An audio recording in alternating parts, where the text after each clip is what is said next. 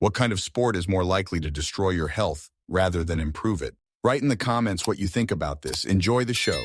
Story 1, CrossFit thinks it is a sport. One just drowned here in Texas, BC. They thought a swimming element for geared-up muscleheads without enough lifeguard coverage was a good idea.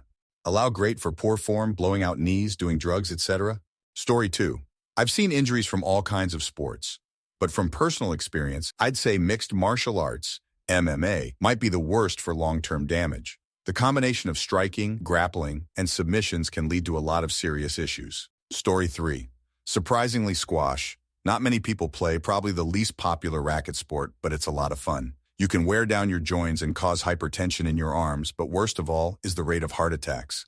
All that movement and tension can put your heart in a spin. Story 4. Sports that can do more to harm health than improve it include American soccer and boxing. These sports are associated with high rates of physical injuries, frequent concussions, and chronic joint problems. Professional wrestling and extreme marathons can also lead to serious injuries and long-term body problems. Story 5. Anything with a motor and 2 wheels at a competitive level absolutely will destroy you over time, potentially instantly. After that, any combat sport or full-contact sport like rugby or MMA. Finally, anything with a motor and 4 wheels at a competitive level. People don't really realize just how much force is out on competitive drivers. I raced motorcycles and mountain races for a long time and did some autocross at a higher level as well.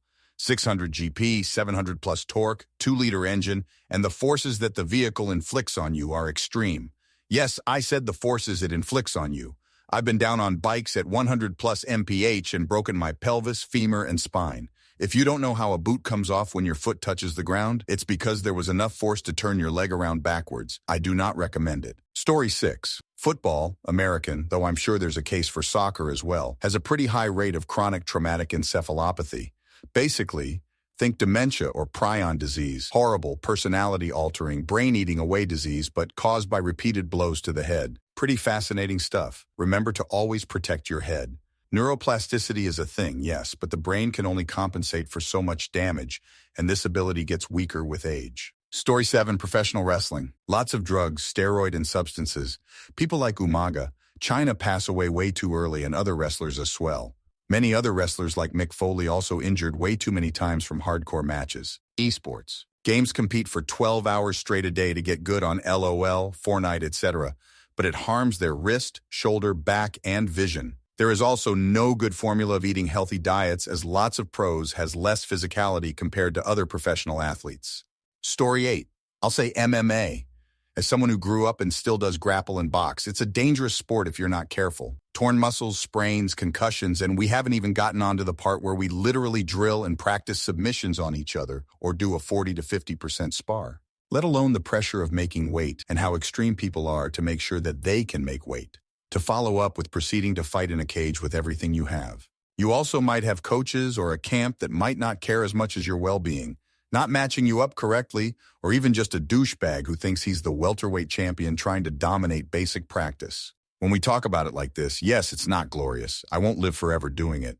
But man, I do love what I do. Story 9, drum corps marching band. Almost everyone I know that does it ends up with surgery candidate level issues in their knees, ankles, hips, and back. I ended up with tendinosis for 3 years.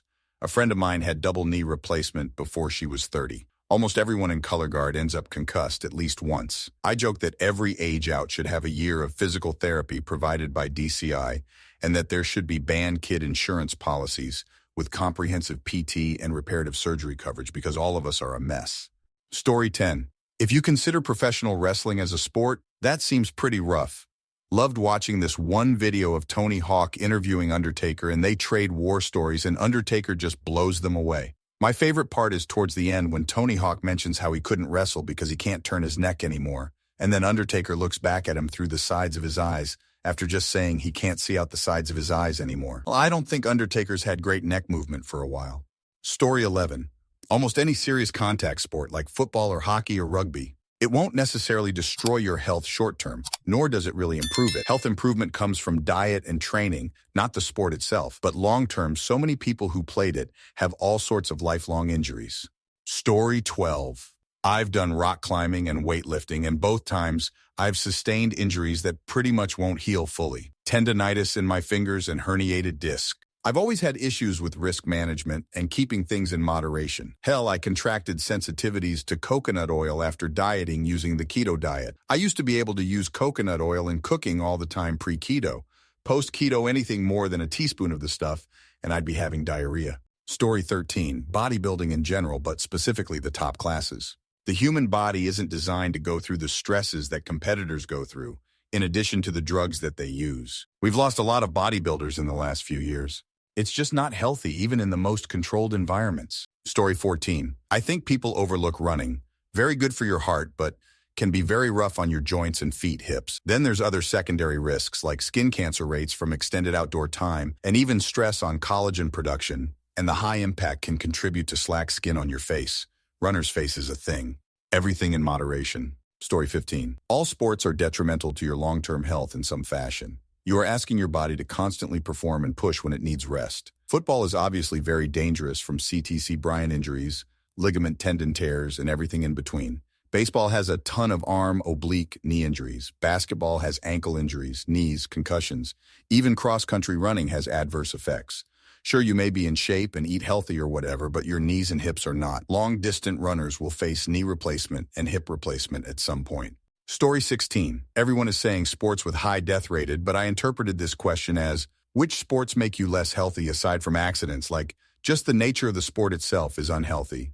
A lot of dancers I know have had serious damage to their body. One of my friends needed a hip replacement at 15. Attitudes towards gymnasts' bodies have progressed more than dancers, fortunately, but Nastya Lewakin and gymnasts alike were constantly overworking malnourished bodies. Story 17, wrestling, boxing, MMA, UFC, and American football all seem to have the highest rates of CTE. Always seems to get a brigade of idiots saying, but the athletes still would have chose it if they knew. No. The complete destruction of your brain in your 20s and 30s and neurodegenerative diseases in general sounds like one of the worst ways you could possibly go out. Story 18. Pretty much any sport at the highest level is worse for your health than doing it at a high amateur level. Combat sports require you to dehydrate and starve yourself to get below the target weight. Bodybuilding requires you to drop your fat percentage to dangerously low levels. Being a ballerina requires you to murder your feet. This sort of stuff is common across sports. Story 19, boxing. The aim of the game is to inflict such severe brain damage to your opponent that their brain simply turns off, i.e. unconsciousness/knockout. If you swing a baseball bat into your TV so hard it turns off, you don't really expect it to be okay afterwards, do you? Keep slamming a person's brain around their skull, and you create eventual tragedy. And jiu-jitsu. My back is never the same, my right knee is never the same, my left index finger is forever FD, my left shoulder clicks, my neck is in danger.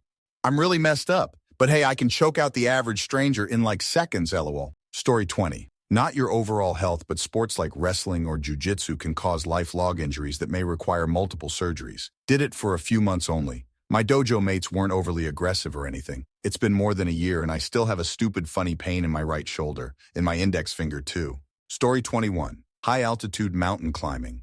You spend weeks and months getting into the best shape of your life. Then every moment you spend up near 8,000 m, you're basically slowly withering away. But the process of acclimatization takes a long time, so you have to stay up there if you want a chance to summit. Story 22. Soccer players have an unnaturally high rate of heart failure. I read this once, I don't know where.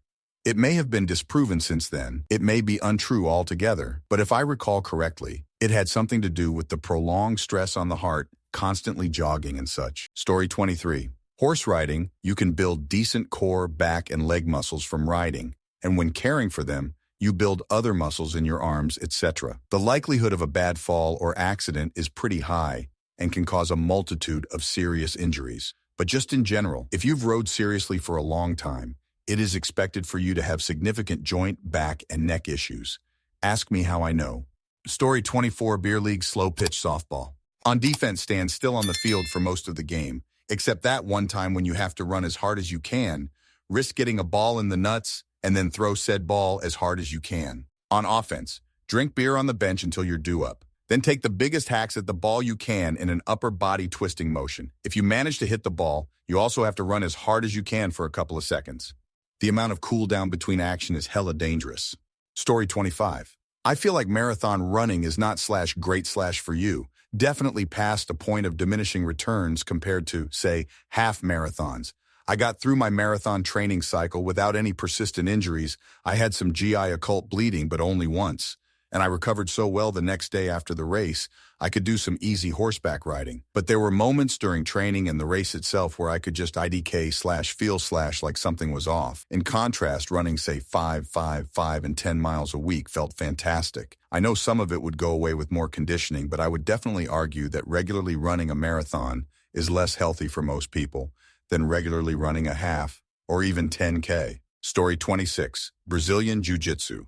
The focus on submissions is already a risk to your joints. Add the whole leg lock game and quick, strong movements that drive positions, and now you've got a sport that stresses the body so much that competitors often need to take steroids to keep doing it. No brain damage, but all the injuries linger for quite a while, if not a whole lifetime. Story 27, Horse Racing. What with the deaths and multiple broken bones and concussions.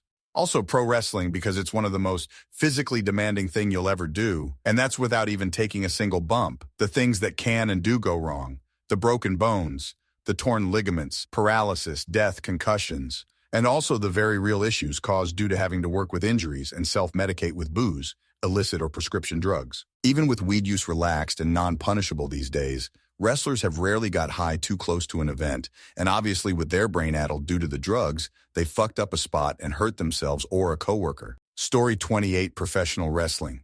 Yeah, it's more performance than sport, but the sheer amount of pro wrestlers under 40 that have died is astronomical. If it were any other professional sport, they would have shut it down by now. It's changed a lot now since the Chris Benoit murder-suicide, or so they say. Less steroid abuse, alcohol, and drug abuse, but those wrestlers that were stars in the 80s and 90s or even not well known are either dead, dealing with serious health issues, or in constant pain. They either overdosed, committed suicide, or had heart attacks. Story 29, Swimming.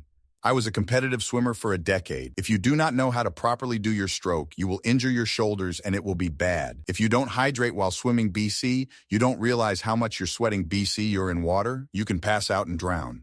If anything goes wrong at all, you can drown. Drowning is bad for your health. Story 30. I skateboard, and I'm kind of glad I haven't seen it mentioned. It's one of the ones everyone kind of assumes is way more dangerous than it is. Most skaters will roll an ankle or get a nasty bruise at worst. Very few are doing the shit that can go horribly sideways. Story 31. The only thing I wish I'd never done was run a marathon. The rigorous training, doing 14, 17-mile runs prior to the actual race, put way too much stress on my skeleton. I could run all day with a strong heart and lungs, but my knees have never recovered. Now I have to live with a bum right knee.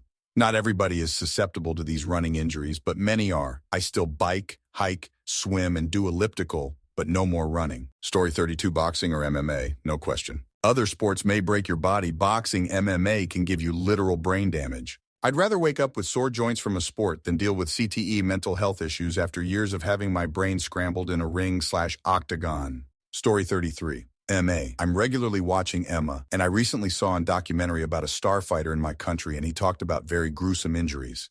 Not only that, your head trauma is stacking up, and all this beating causes chronic problems the older you get. Boxing, similar to MMA, repetitive head trauma, although all in all is a safer sport. Powerlifting.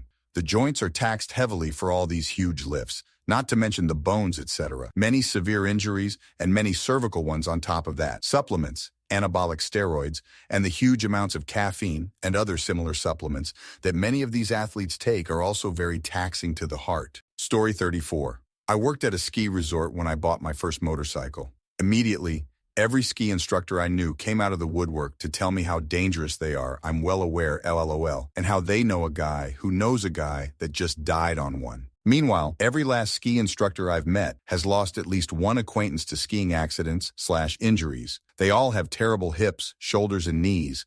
They typically need major surgeries to replace said joints, and at least one of them each year knows a guy who died in an avalanche backcountry skiing somewhere. So yeah, my choice for most dangerous to your body is motorcycles, bikes, followed closely by skiing. Story 35. Any sport where you are taking consistent hits to the head like hockey, American football, rugby, etc. I'm surprised this answer isn't higher. It's actually been shown that even less than 1 psi of force is required to cause brain damage, and the hits taken by players are often much higher than that even with helmets. The repeated hits cause brain injuries, and even a single concussion can lead to headaches, personality changes such as aggression, depression, and anxiety, nightmares, and substance abuse issues. There's even been suicides of several young men and professional athletes because of concussions. Many parents are opting to keep their children out of these sports now because they often start playing at the beginning of middle school. So by the time they graduate, the brain damage has already added up. Story 36, bareback bronc riding. With this event, I was able to secure regular urologist appointments at the age of 19. Due to cultural pressures and a large dose of hubris, I kept going. Due to lack of talent, I turned my innards into oatmeal. However, I won enough to pay about 1/2 of my medical bills. The chicks were really digging me in the 70s. Now putting my socks on is a challenge. Story 37, American football. I've played 6 or 7 different sports growing up, and a vast majority of the injuries I've ever gotten were from football. I know several people who regularly had concussions, broken bones, torn ligaments, sprains, contusions, and back in those days, your coaches tried to push you to stay in the game, even if you were in bad shape.